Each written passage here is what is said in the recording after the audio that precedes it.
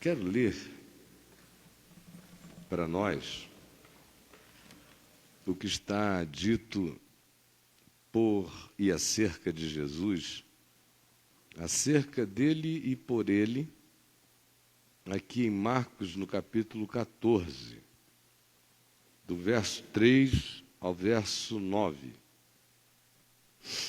Marcos, capítulo 14, do verso 3 ao verso 9.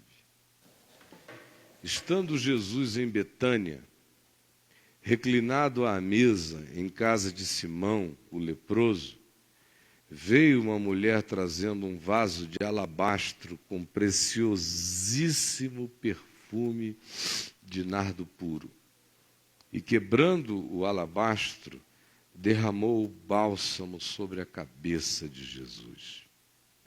Indignaram-se entre si alguns dos presentes, entre eles Judas, especialmente capitaneados por Judas Iscariotes.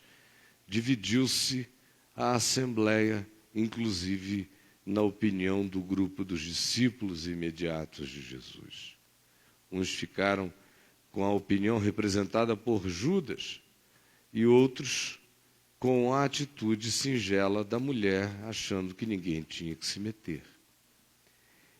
Esses que se indignaram, capitaneados por Judas, conforme explicitamente nos diz o Evangelho de João, no capítulo 12, do verso 1 ao verso 8, onde isso está explicitado, que essa fala foi pronunciada em nome de um desagrado ou de uma divisão no ambiente por Judas, é aqui do mesmo modo expresso com as mesmas palavras e com o mesmo termo que se repete tanto aqui quanto em Mateus 26, quanto em João 12, que é o termo, a expressão desperdício.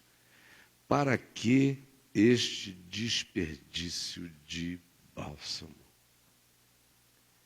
Porque este perfume, disse Judas Iscariotes, poderia ser vendido por 300 denários, uma grana, e dar-se aos pobres. E João diz, isto ele dizia não porque cuidasse exatamente dos pobres, mas porque, como era o tesoureiro e carregava a bolsa, ele metia a mão dela e dela roubava. Então os pobres tinham virado uma boa causa, mas não eram a razão digna dessa conversa aqui proposta.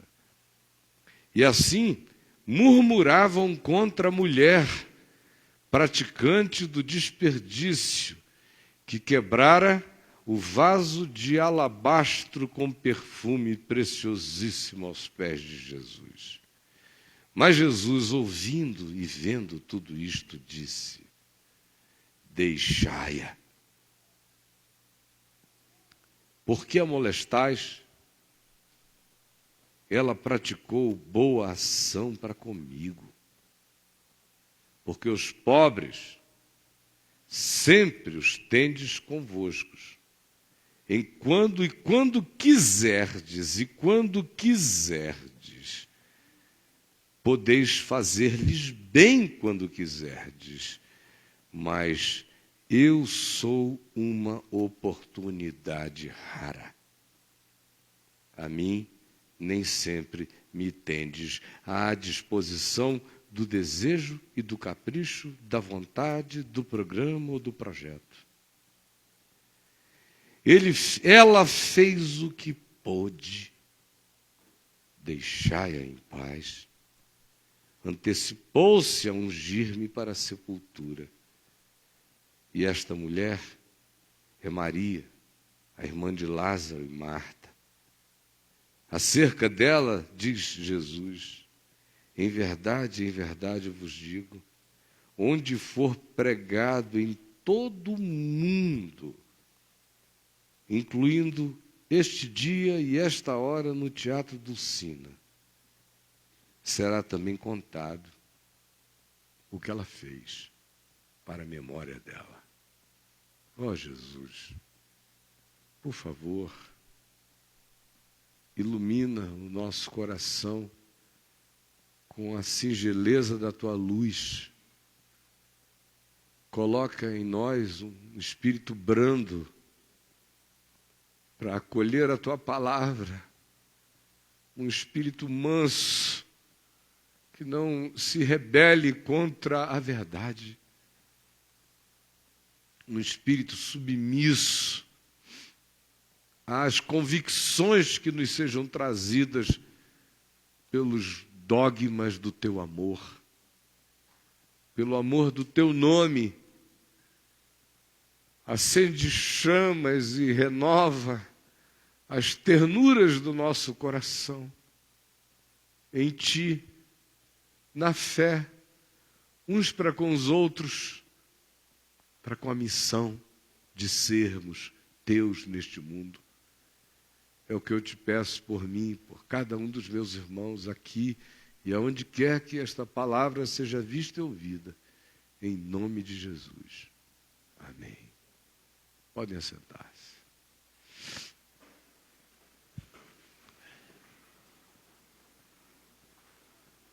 É interessante,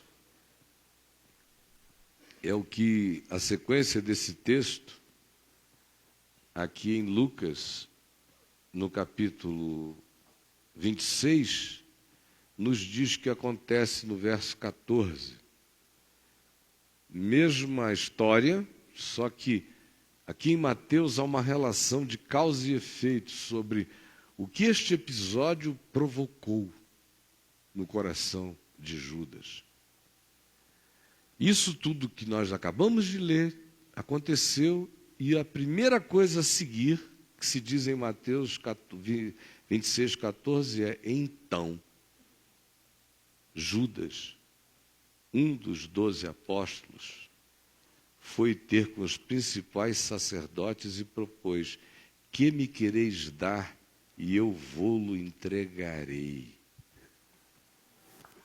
E lhe pagaram 30 moedas de prata. Não é à toa que o Evangelho carrega essa relação de causa e efeito entre a atitude amorosa, simples, desperdiçante de um ser Maria, e o faça contrastar com o pragmatismo de natureza econômica, com proposta e projeto de tema social, os pobres, com estrutura de ONG. Prioridade é reunir esse dinheiro para a gente poder atender a causa dos pobres, enquanto o coração não tinha nenhum alinhamento com aquelas declarações, aquela verdade, aquela confissão verbal, porque, de fato, o que João diz é a proposta que ele fazia de economia era economia em relação a qualquer outra finalidade, menos a causa particular que ele representava, que era ele mesmo. São os econômicos de si mesmos e para si mesmos. Para mim é bonito que essa sutileza do Evangelho assim construa esses dois personagens. Um que é apóstolo e tem nome de herói, Judas, era um dos nomes mais celebrados em Israel naquele período intertestamental. Judas, Simão, Simeão, foram nomes importantes entre os heróis de Israel do período dos Macabeus para frente. Também os líderes das grandes revoltas, os pequenos Che Guevaras daquela região palestina tiveram nomes assim, de modo que era cult colocar o nome dos filhos em reverência, em referência a personagens tão interessantes. E Judas é uma dessas figuras, e pelo que a gente percebe dele, Era provavelmente um dos mais articulados dentre aqueles 12 apóstolos que andavam em volta de Jesus. Em todos os sentidos, do ponto de vista da inteligência, da cultura, da capacidade dialogal, da multiplicidade relacional, de uma confiabilidade assertiva que ele passava, a ponto de se tornar tesoureiro do grupo. Num ambiente onde tinha coletor de impostos, que entendia também tudo de economia. Quem ganhou o poder de fazer a gestão do recurso imediato para a finalidade social foi Judas. Porque, juntamente com a capacidade gestora, tinha também um discurso forte, uma incisividade ideológica, certamente afirmada como preocupação verbal e verbalizada em favor dos desfavorecidos, como a gente vê acontecer em muitos lugares. Eu já presidi muitas ONGs e criei ONGs e me relacionei com os sindicatos e o mundo das ONGs no Brasil e do terceiro setor no mundo inteiro. Algumas das ONGs mais importantes da Terra, aonde você via que frequentemente os pobres acabam se transformando num pretexto temático apenas para o levantamento de fundos. E se transformam num grande negócio, a ponto de que há entidades, dessas entidades mundiais de socorro, conhecidas em volta da Terra toda, algumas respeitabilíssimas, e o são, porque não existe roubo nem desvio de dinheiro, mas existe desvio de propósito. De modo que, do ponto de vista de auditorias, elas são impecáveis, mas do ponto de vista das hierarquias de propósito do reino de Deus, elas são blasfemas. Porque elas levantam 1 bilhão, 2 bilhões, 12 bilhões, 15 bilhões, 20 bilhões, estamos falando de bilhões, 50 bilhões de dólares para refugiados, zonas de guerra, tudo isso. Mas a estrutura absorve 60%, porque os gestores do dinheiro são executivos ultra bem pagos. A entidade paga todas as benesses, todos os perks deles. Enfim, é um grande negócio. Em alguns lugares do mundo, você se dedicar à causa de se tornar um CEO ou um executivo da bondade, combatendo a miséria mundial. É um marketing pessoal bonito. Quantas vezes eu não fui procurado por empresários no Brasil inteiro e alguns fora daqui do Brasil. Presidente da Pepsi-Cola, diretores da Coca-Cola nos Estados Unidos, de organizações poderosas em volta da Terra, mas cujos nomes estão atrelados a pessoas com quem eu tenho algum tipo de relação pessoal, ou fui a elas introduzido por amigos meus, cujos nomes eu prefiro poupar, aonde eu percebia que o interesse maior na contribuição era o tipo de associação de marketing limpo, de imagem. Tipo, contribuir com o Senhor é uma bandeira legal para a minha empresa. Ou, para a Fábrica de Esperança, é bonito dizer que essa empresa apoia a Fábrica de Esperança. Isso é uma maneira de fazer um marketing legal. Porque tem muito pouca gente mesmo fazendo por fazer. Mesmo quem está atolado no negócio, é muito sutil o processo de traição e, de repente, aquilo começa a virar um fim em si mesmo, começa a virar um objetivo para a sua vida, começa a virar seu orgulho, começa a se tornar a sua vaidade, começa a se transformar na sua coroa, começa a ser a sua ética de soberba, começa a ser o tema velado da sua síndrome de Lúcifer. Eu estou lhes falando com conhecimento de causa, meus amigos.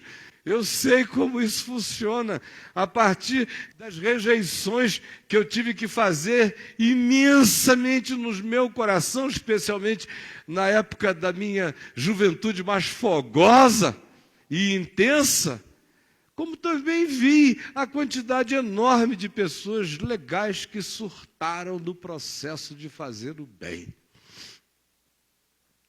de se dedicar a qualquer coisa que seja em nome dos mais e menos favorecidos da terra. Em si, isso já indica que parece que todas as outras análises podem ser suspensas.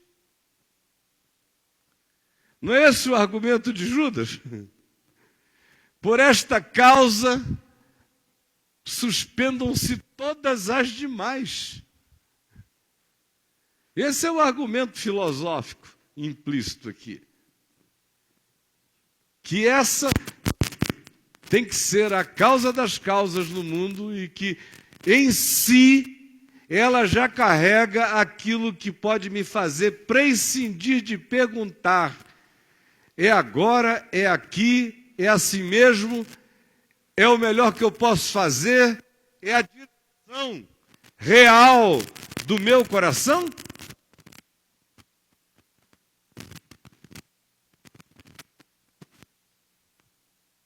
Deixa eu ir com todo cuidado.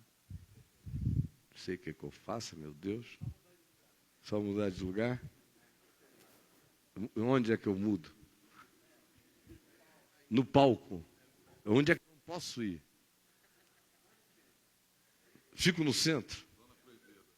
É aqui no centro que eu não posso?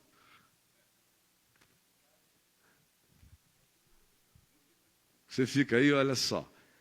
Nós estamos precisando que alguém quebre um vaso de alabastro precioso e transforme isso num sistema de som melhor aqui para o caminho da graça.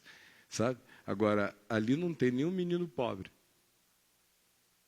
Só o João e eu. Agora, a gente podia dar um descanso para o João. Ou é um desperdício? Olhem para mim. O que eu quero dizer? É que a filosofia que Judas estava dizendo é: essa ideologia faz suspensão de todas as demais considerações. Isso se transforma num dogma superior. Qualquer outra coisa feita que não seja isso já carrega relatividades e desnecessidade em si. Aí surge Maria, no meio dessa história, desse sentimento povoando o coração de Judas, como auto-engano dele, enquanto ele caminhava e roubava e dizia: deixa eu pegar aqui porque nada demais, afinal de contas eu estou dando para os pobres.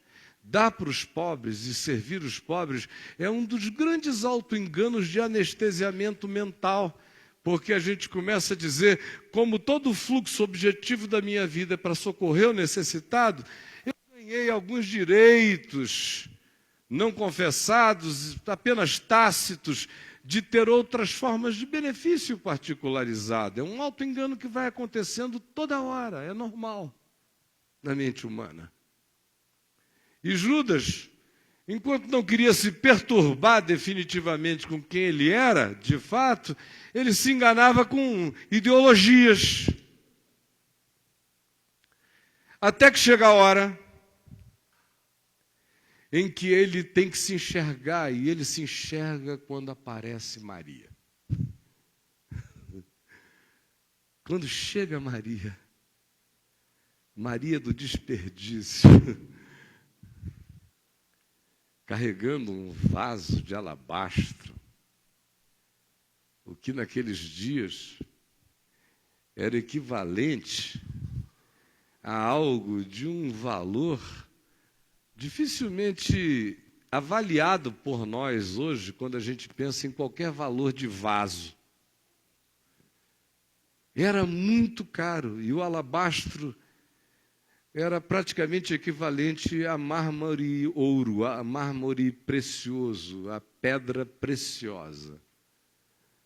Pela beleza, pelos graus de transparência que se alcançava neles, de delicadeza. E o aroma colocado dentro, o perfume, e a quantidade de perfume, era também um outro preço exorbitante do mercado, mais do que qualquer perfume, por mais caro que seja do mercado de hoje. Qualquer perfume caro hoje ainda é bobagem perto do desperdício de Maria na Palestina naqueles dias. Era uma das maneiras dos ricos guardarem tesouros. Era uma das maneiras de ter coleção valiosa, de ter dinheiro como arte em casa, era você ter vasos de alabastro com perfumes de nardos e de outros tipos de essência igualmente caros. Era coisa para deixar na cristaleira, como a gente vê em ruínas da antiguidade, como os milionários faziam. Era ostentação. E valia muito. Aí vem Maria, depois que Jesus tinha ressuscitado o seu irmão Lázaro, quando deram uma festa para celebrar o milagre, ela entra no meio da festa, que nem era na casa dela. Mas ela entra, casa do seu Simão, lá em Betânia, com Jesus à mesa, Lázaro à mesa, e ela vem e quebra o vaso de alabastro. Vocês podem imaginar o que negócio é esse? Quebra. Pof. Espatifa o alabastro. Pof. Respinga tudo para todo lado. E ela pega o vaso ali. Não fiquem grilados com a minha luta aqui, não. Basta que seja uma tentação para mim. Não basta para vocês, não. Fiquem em paz. Ela pega o alabastro, o perfume, e unge os pés de Jesus. E Judas olha aquilo, olha para alguns outros. As patotas vão se formando sempre. Porque a identificação das pessoas com determinadas coisas e causas, quando a gente faz parte de grupos de convívio contínuo, logo, logo começam a se transformar em clubes de afinidade de identificação. Isso é uma coisa muito simples e óbvia de perceber e de notar. Só não enxerga que não está observando a vida. Mas é assim que funciona. Então, Judas era o representante de um discurso legal, articulado e apoiado por um monte de gente boa, ali com Jesus. Outros não estavam ligados a nada disso. Estavam menos preocupados com tudo, estavam mais dispostos a tratarem do que acontecesse, do que fosse oportunidade, do que quicasse diante deles na vida.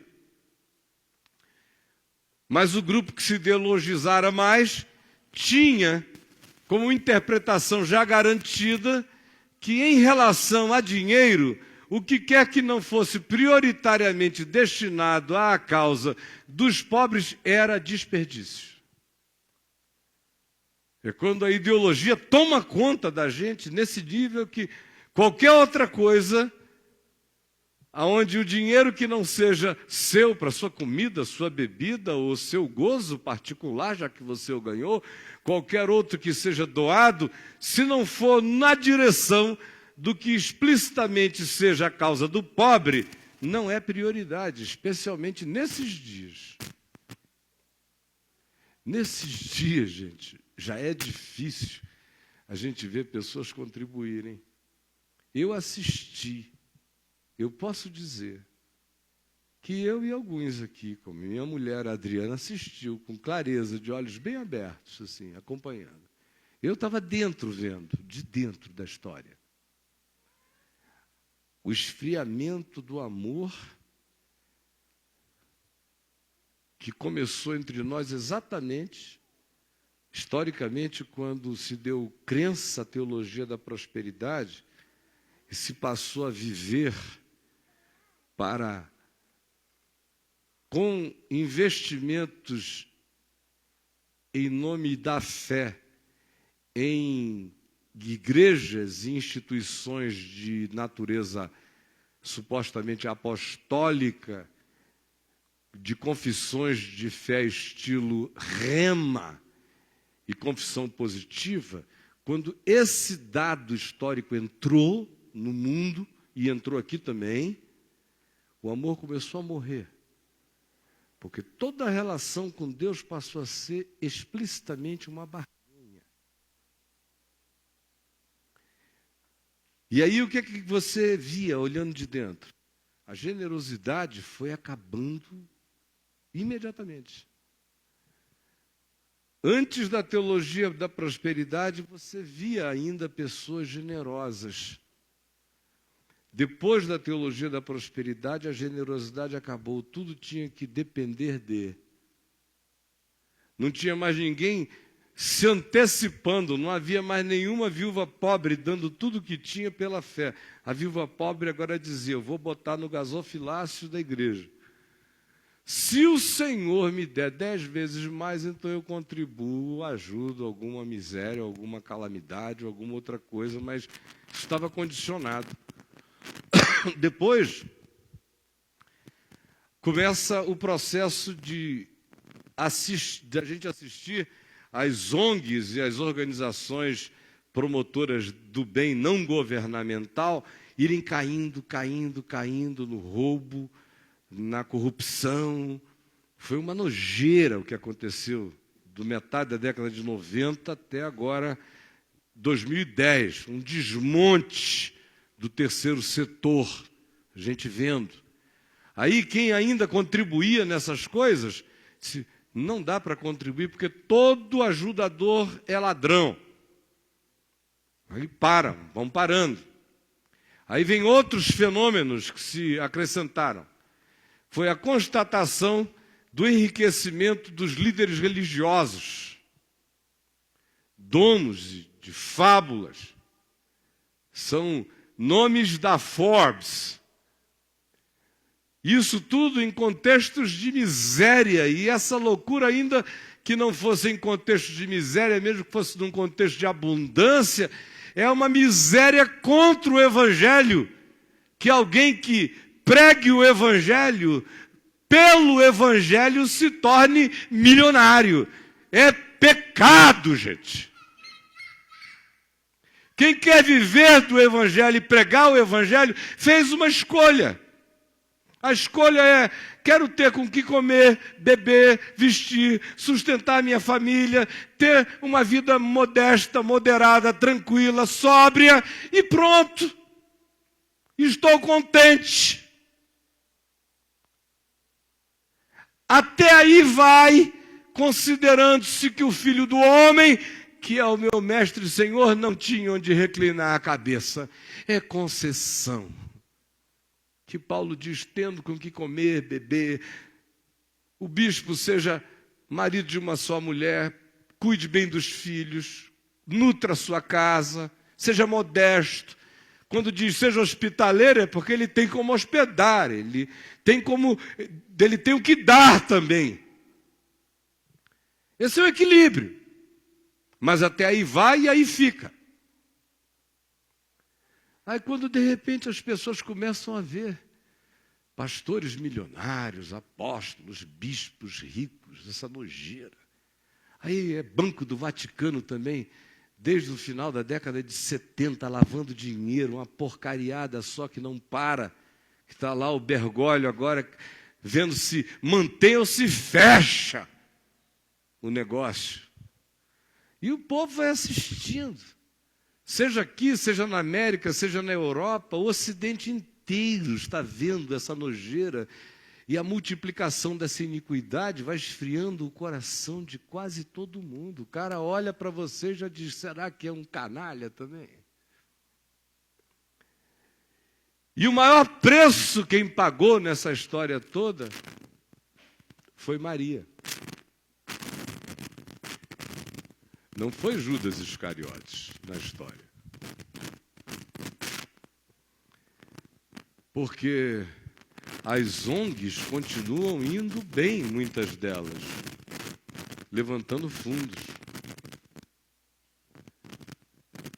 Agora, os que vivem para fazer o que ninguém entende, para cometer a loucura do desperdício, de quebrar alabastro e derramar perfume, esses aí definitivamente já não contam mais, nem mesmo com uma assembleia dividida a respeito do significado da coisa.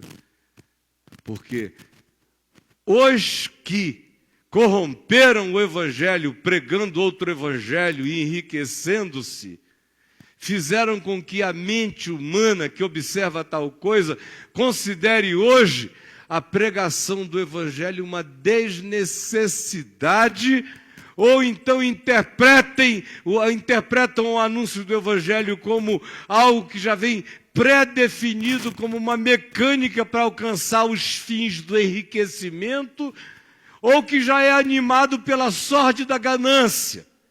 De modo que as práticas corrompidas desses enrigelaram o coração de quase todos, quando se trata de apoiar a pregação do evangelho. Maria perdeu. Maria perdeu. Porque no mundo inteiro ainda é muito mais fácil a gente levantar recursos para os pobres que nós sempre temos conosco. Quando quisermos fazer isso, é muito mais fácil do que hoje em dia, qualquer que seja o voluntariado, a disponibilidade, a disponibilização de recursos financeiros na direção da pregação explícita do Evangelho. Olhe, a maioria simplesmente acha que não é mais prioridade. Não é. É desperdício. Por que a gente não pega esse dinheiro e não faz uma outra coisa? Eu estou lhes dizendo isso com a isenção de uma pessoa que passou a vida inteira fazendo ambas. E que acha que elas andam juntas, conforme a necessidade. Se eu encontro alguém cuja fome é espiritual, eu não preciso forçá-lo a comer trigo comigo, para que o evangelho ganhe concreção na vida dele. Eu abro o meu coração com ele. É isso que eu faço. Eu quebro o meu alabastro interior e derramo o perfume do meu ser, o nardo da minha alma, é o que ele está precisando. Quando ele está passando fome, eu socorro se eu puder, se eu tiver, certamente o socorrerei. Seja qual seja o nível de ajuda, o espírito do evangelho é esse. Se você vir, acolha, atenda. Se você tiver, não feche o coração. Mas o evangelho não ideologiza nem a causa dos pobres como a causa primeira. Não ideologiza. Ele não ideologiza nada. O evangelho diz: não perca as oportunidades. Não perca as oportunidades. Esse é o ensino de Jesus. A mim nem sempre me tendes. Tem uma coisa fixa: os pobres sempre os tendes. Infelizmente, a miséria de vocês, da alma de vocês, garante uma sociedade que sempre terá pobres. Agora, oportunidades da graça, nem sempre as tendes. Momentos únicos, kairos, que é aquele tempo da oportunidade, nem sempre os tendes convosco. Tais tempos, os pobres habitam o cronos do horizonte da história. Sempre os tendes convosco. O kairos não está sob controle. Nem sempre o temos conosco. É como Jesus histórico. Esteve, não estaria mais historicamente. Manifestar-se-ia daí em diante nos corações. E daí em diante institui-se o dia chamado hoje, e nesse dia a sabedoria suprema é a hora da oportunidade. Ora, a hora da oportunidade às vezes chega quando eu posso acolher a um necessitado, andrajoso, miserabilizado. Surgiu essa chance, essa oportunidade, isto faremos. Do mesmo modo em que se aparece alguém que não sabe onde bota dinheiro, mas é vazio de alma, encontrará em mim a mesma prioridade de acolhimento. Porque o Evangelho não estabelece, em Jesus não há a menor chance de se estabelecer um dogma que seja superior ao não aproveitamento do momento. Há coisas que eu sempre faço e sempre farei, porque elas fazem parte das coisas que sempre existem. Há outras, minha gente, que acontecem de vez em quando. E se a gente não tiver um coração Maria, um coração capaz de adoração, de discernimento, um coração que não esteja pré-definido ideologicamente, mas aberto, para ver a chance, a hora, o momento, a oportunidade, o significado, o milagre. O que só é possível ser garantido em nós se a nossa mente não fixar padrões ideologizados de nenhuma natureza, mas mantivermos o espírito singelo do adorador, que é o que nos salva para percebermos a graça de Deus nos momentos. É o espírito do adorador que me salva para perceber a graça de Deus nos momentos.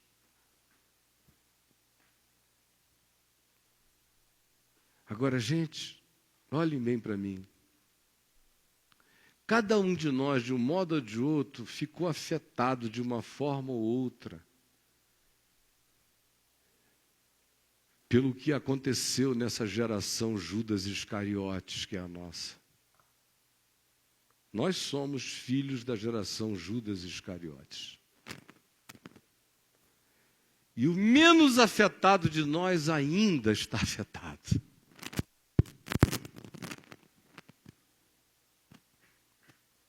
Maria perdeu. Maria virou tola, otária, trouxa, idiota. Maria abstrata. Maria desperdiçadora, Maria perdulária. Maria quebrando riquezas, derramando num culto que acaba rápido. Não poderia isso ser preservado, guardado, alongado, historificado, horizontalizado por muito tempo? Para que esse desperdício nesse momento kairos? E Jesus diz: deixai-a, não a molestais. Por que a molestais?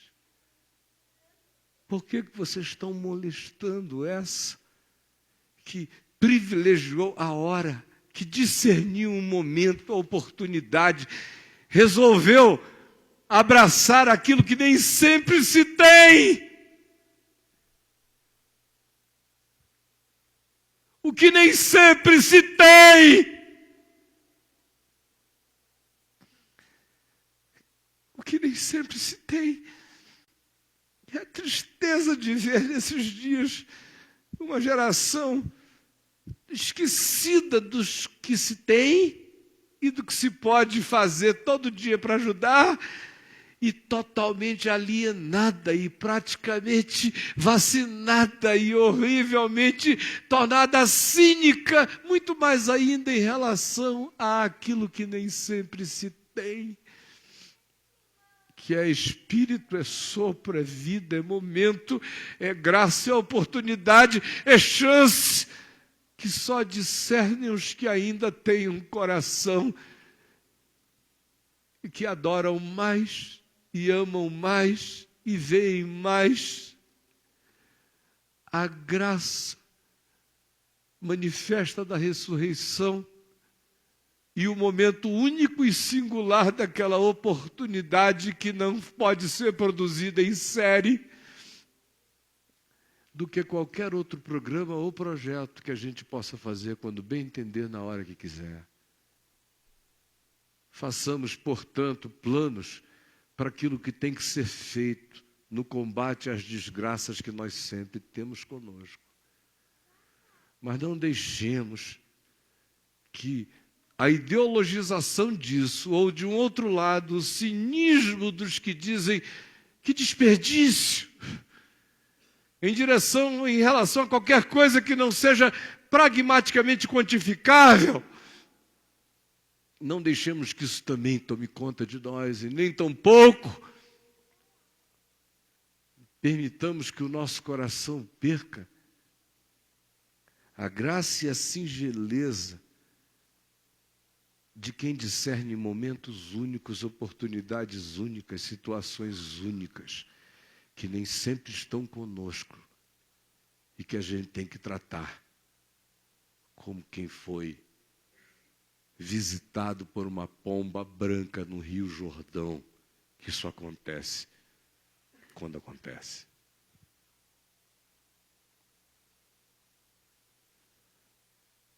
A renovação do nosso amor, preste atenção, eu vou terminar aqui, muito mais relacionada ela está, essa renovação do nosso amor, a nós termos a possibilidade de recuperarmos o espírito desses que quebram o alabastro, derramam o nardo, por discernirem o momento que nem sempre temos conosco, do que quando você simplesmente faz um programa, um projeto financeiro e diz, bom, a minha alma dizima assim, eu dou assim, eu faço assim, acontece isso aqui assim. E você fica livre do compromisso de ter alma para discernir onde quebrar particularmente o seu vaso de alabastro como adoração a Deus.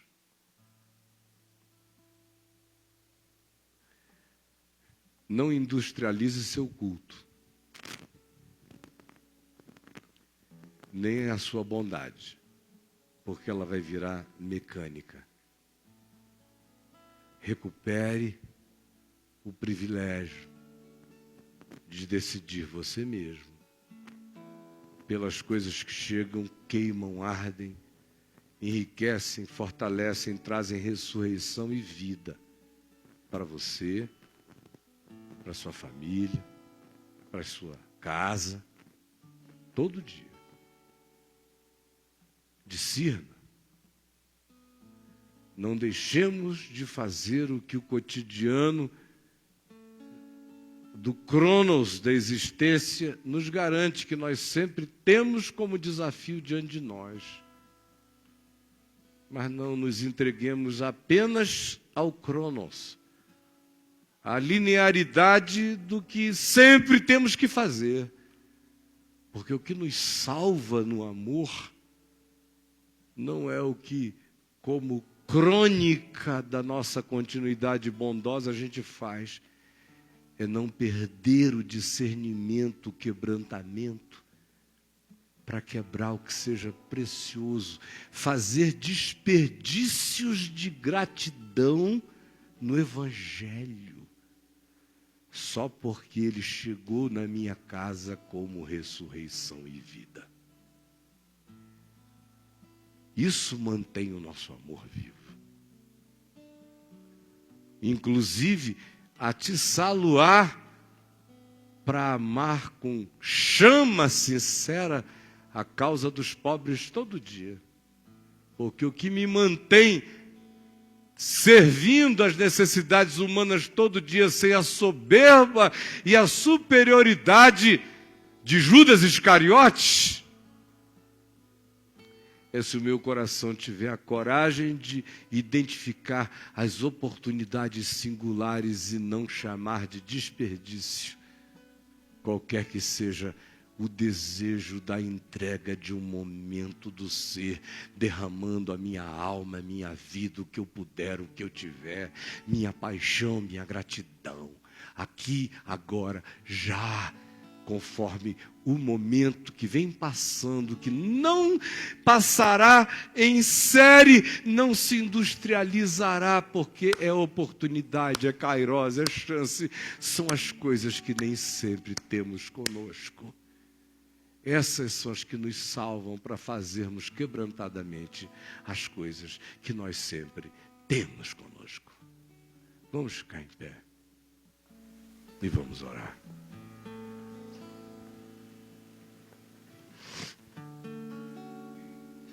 Pegue na mão de quem está aí ao seu lado. Se você puder, né?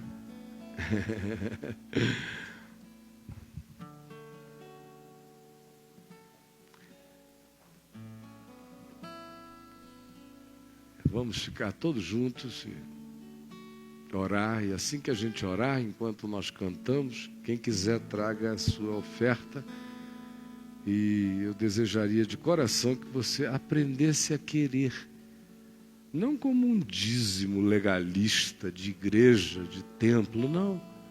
Como aquela coisa que quem tem maturidade no Espírito Santo, quem foi tocado pelo amor de Deus, discerne.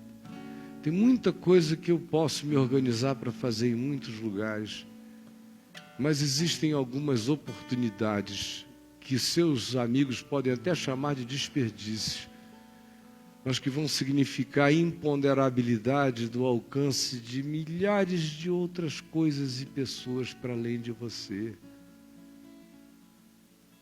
Agora, faça isso no espírito de Maria, porque isso é evangelho, gente.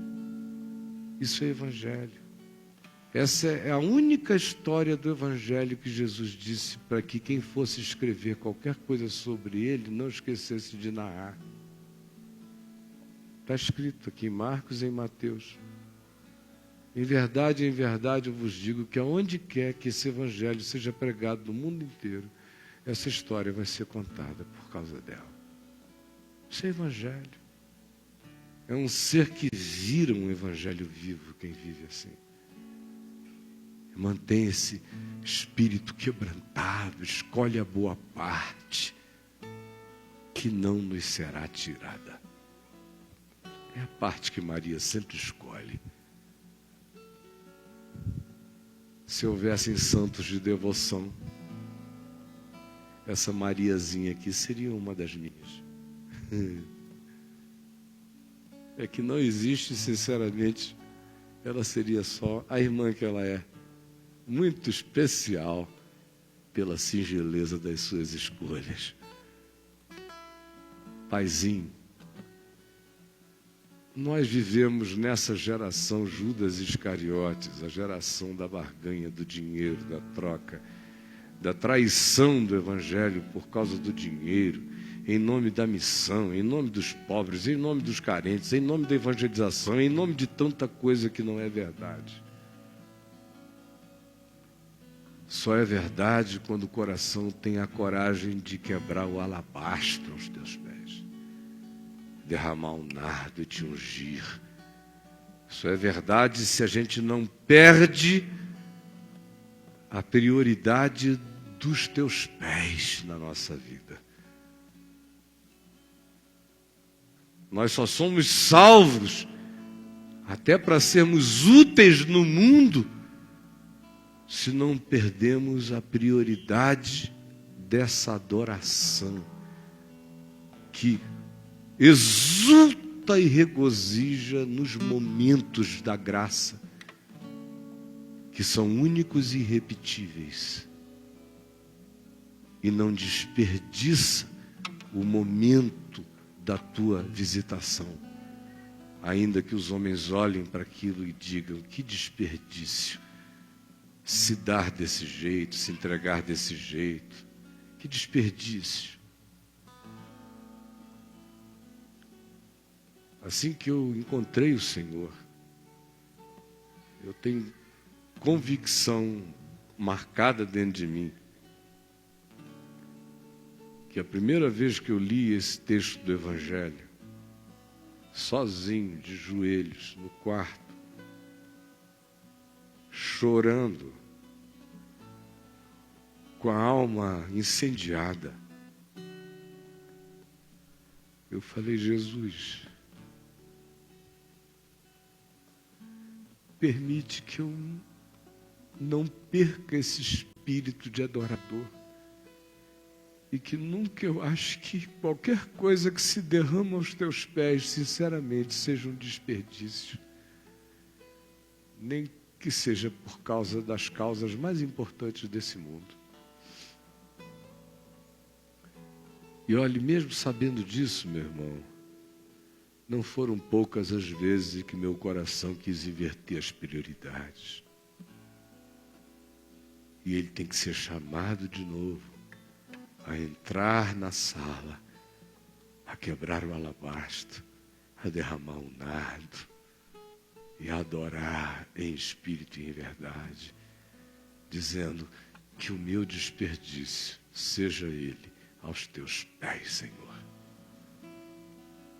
Senhor, coloca em nós a oração do Espírito Santo agora. Em cada um de nós suscita o quebrantamento que a nossa alma gelada está precisando. Que o nosso coração esquecidiço, ou cansado, ou exausto, ou ferido, ou machucado, ou magoado, ou descrente, ou cínico, já não crê mais.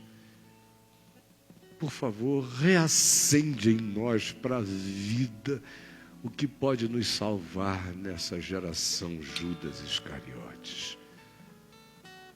Por favor, em mim e nos meus irmãos, em todo aquele que, entendendo, pede agora a graça de trazer o que é precioso no ser.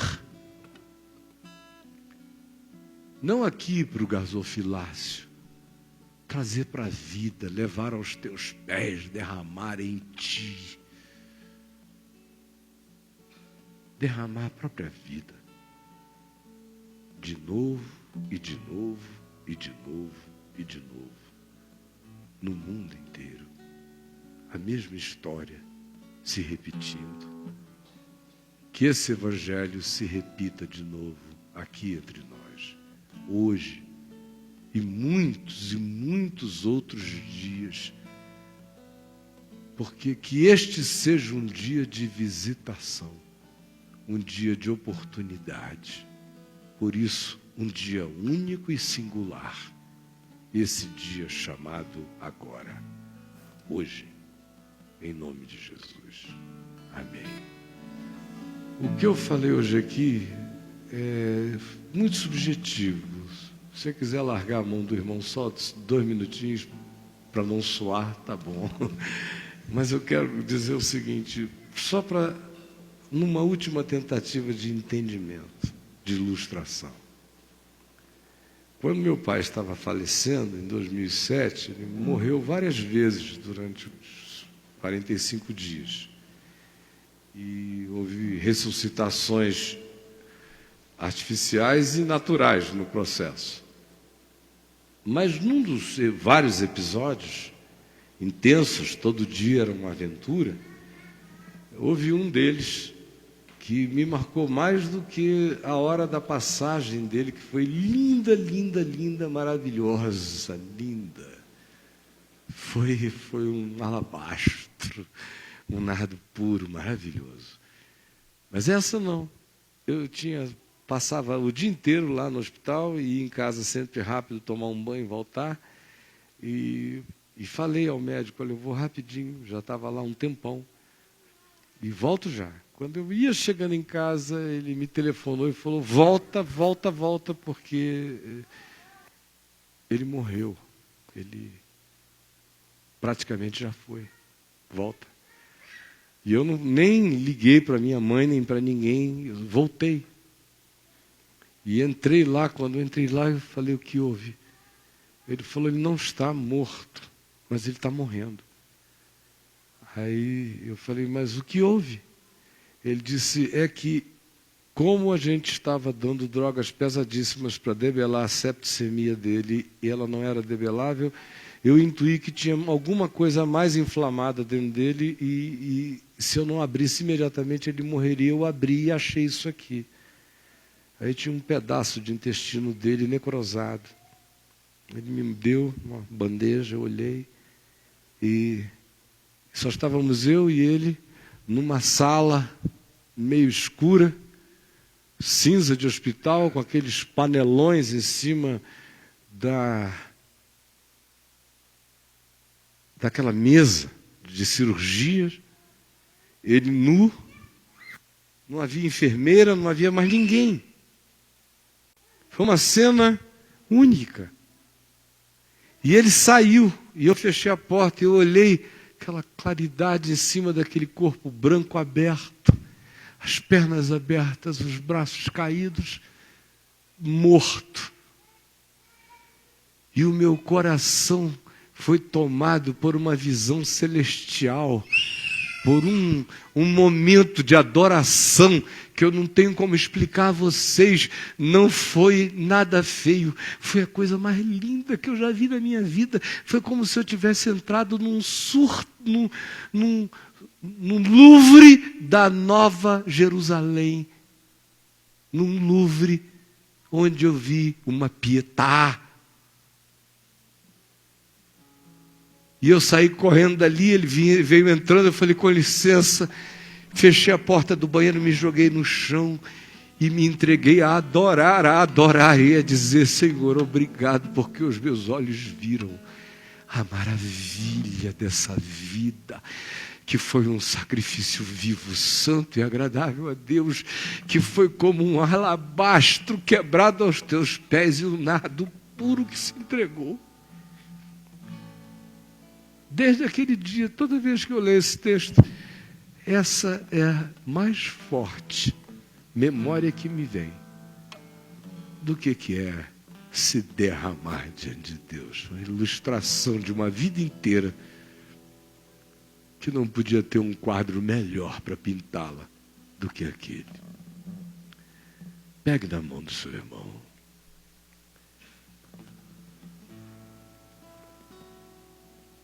Deseje todo o bem a ele, ore por ele, com toda graça. Peça por quem está ao seu lado, que o Senhor dê uma semana boa, que o Senhor cure a pessoinha querida do que ela precisa, do que ela necessita, que o Senhor a proteja. Peça que o Senhor guarde esse irmão, essa irmã, que ele seja livre de tentações, de cair contra a verdade, de bater e de brigar contra a sabedoria. Peça ao Senhor para protegê-lo de todo mal e, sobretudo, para que ele não se faça mal, para que ele não escolha nada ruim para ele. Peçamos assim uns pelos outros, mais do que por nós mesmos. Pai nosso que estás nos céus, santificado seja o teu nome. Venha o teu reino, seja feita a tua vontade, assim na terra como nos céus. O pão nosso de cada dia nos dá hoje. Perdoa as nossas dívidas, assim como nós perdoamos os nossos devedores. E não nos deixes cair em tentação, mas livra-nos do mal, pois teu é o reino, o poder e a glória para sempre. Amém.